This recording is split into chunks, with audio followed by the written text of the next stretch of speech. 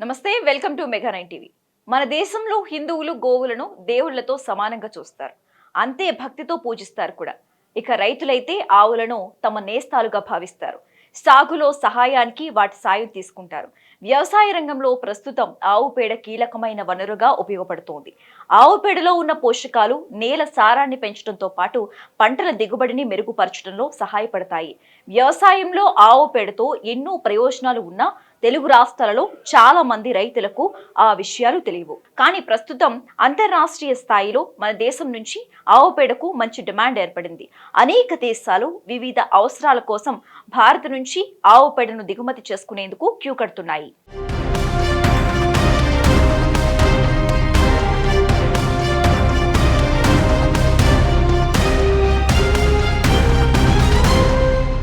భారతదేశంలో గోమయానికి కొదవలేదు. అయితే ఇక్కడ తక్కువ ప్రాధాన్యత ఇచ్చినప్పటికీ విదేశాలలో మాత్రం దీనికి గిరాకీ రోజురోజుకు పెరుగుతోంది.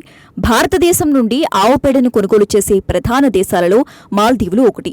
ముఖ్యంగా అక్కడి వ్యవసాయ అవసరాల కోసం ఈ పేడను ఉపయోగిస్తారు. అదేవిధంగా అమెరికా కూడా సేంద్రియ వ్యవసాయం, ఆవుల పెంపకం కోసం భారతదేశం నుండి ఆవు పేడను దిగుమతి చేసుకుంటోంది. సింగపూర్ వంటి చిన్న దేశాలు కూడా వ్యవసాయ అవసరాల కోసం ఆవు పేడను కొనుగోలు చేస్తున్నారు. చైనా కూడా భారత్ నుంచి ఆవు పేడను దిగుమతి చేసుకుంటుంది. ఇక్కడ వ్యవసాయం, పశువుల పెంపకం కోసం ఆవు పేడను ఉపయోగిస్తారు.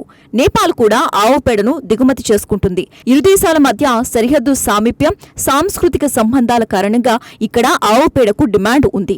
వ్యవసాయ రంగంలో అభివృద్ధి చెందుతున్న బ్రెజిల్ సేంద్రియ ఎరువుల కోసం ఆవు పేడను ఉపయోగిస్తోంది. ఇండియా నుంచి పెద్ద మొత్తంలోనే ఆవు పేడను కొనుగోలు చేస్తుంది.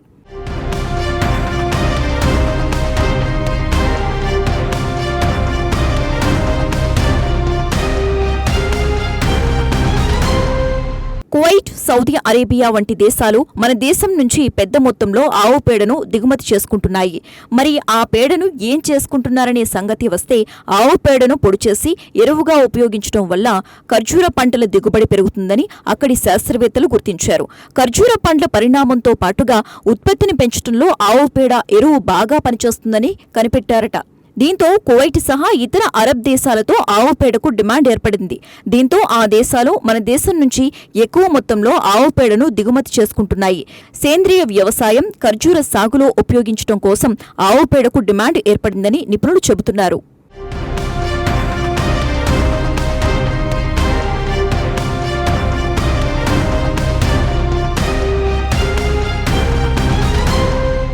దుబాయ్, ఇతర గల్ఫ్ దేశాలు సేంద్రియ వ్యవసాయం వైపు మొగ్గు చూపుతున్నాయి. ఆవు పేడ పర్యావరణ రహితం, రసాయన రహితమైన ఎరువు కావడంతో ఆయా దేశాలలో దీనికి డిమాండ్ ఏర్పడింది. ఎడారి ప్రాంతాలు కావడంతో మృత్తికా సంరక్షణ కష్టమైన విషయమని, దీంతో ఖర్జూర సాగు వారికి ఇబ్బందికరంగా మారుతుందని నిపుణులు చెబుతున్నారు.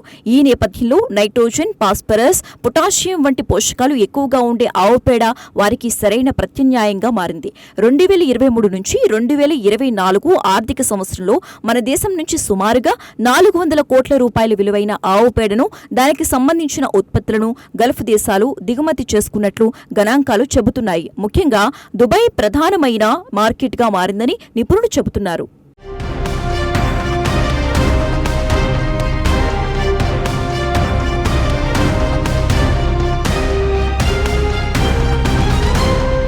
కిలో గోమయాన్ని 30 నుంచి 50 రూపాయల వరకు అమ్ముతున్నారు. డిమాండ్ పెరిగితే ధర కూడా పెరుగుతుంది. ప్రస్తుతం భారత్లో సుమారు 30 కోట్ల పశువులు ఉన్నాయి. వీటి ద్వారా రోజుకి సుమారు 30 లక్షల టన్నుల గోమయం లభిస్తోంది. దీనివల్ల ఎగుమతులు కొనసాగటం సాధ్యమవుతోంది. ఆవు పేడతో కలిగే ప్రయోజనాలపై ప్రపంచవ్యాప్తంగా అవగాహన పెరుగుతూ ఉండటంతో సాగు, పరిపోషణ, ఇంధనం, నిర్మాణ రంగాలలో దీని వినియోగం మరింత విస్తరిస్తుందని నిపుణులు అంచనా వేస్తున్నారు.